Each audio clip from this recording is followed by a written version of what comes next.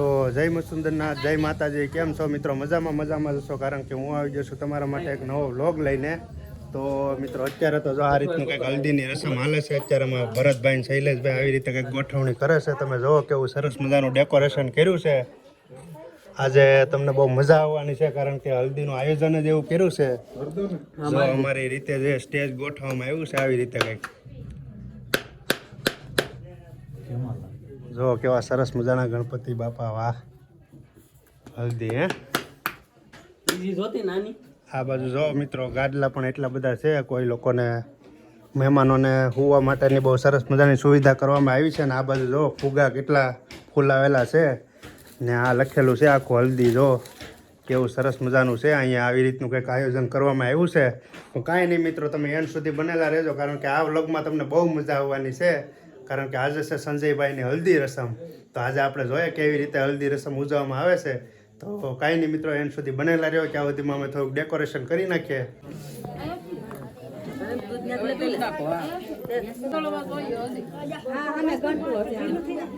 ક્યાં આવે જોઈ લઈ.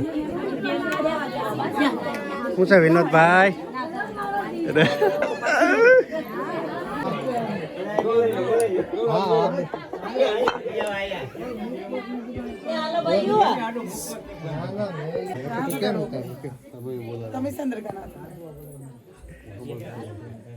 હાલો ચાલુ કરો.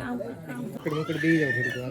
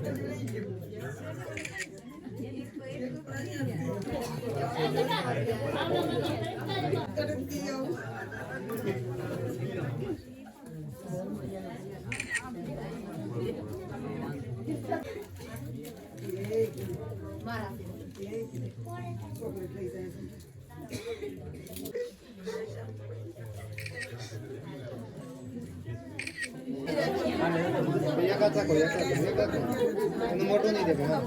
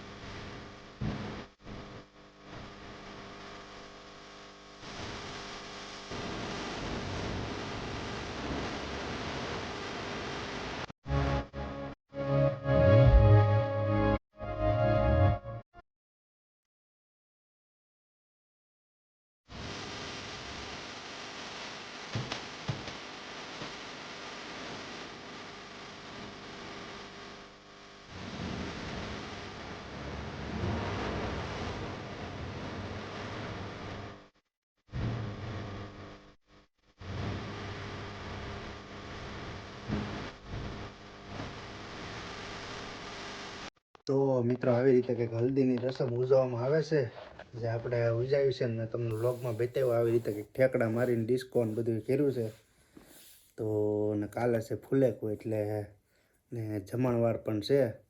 તો કાંઈ નહીં મિત્રો, ને અત્યારે તો ઊંઘ આવે છે, થાકી ગયા છે આખો દી કામ કરીને. તો હવે સૂઈ જાય, કારણ કે મહેમાન પણ બધા સૂઈ ગયા છે ને આપણે આવી રીતે કંઈક બગ કરીએ તો મહેમાનને સારું ન લાગે. તો હવે મિત્રો હું પણ સૂઈ જાઉં, કારણ કે હું કાલના 2 વાગ્યાનો જાગું છું, હજી સૂતો નથી. એટલે આજના 2 એટલે કેટલી 24 કલાક થઈ ગઈ છે, પણ હજી હું સૂતો નથી. તો હવે ઘડીક આરામ કરી લઉં, પાછું મારે જાગવાનું છે વહેલું 5 વાગે.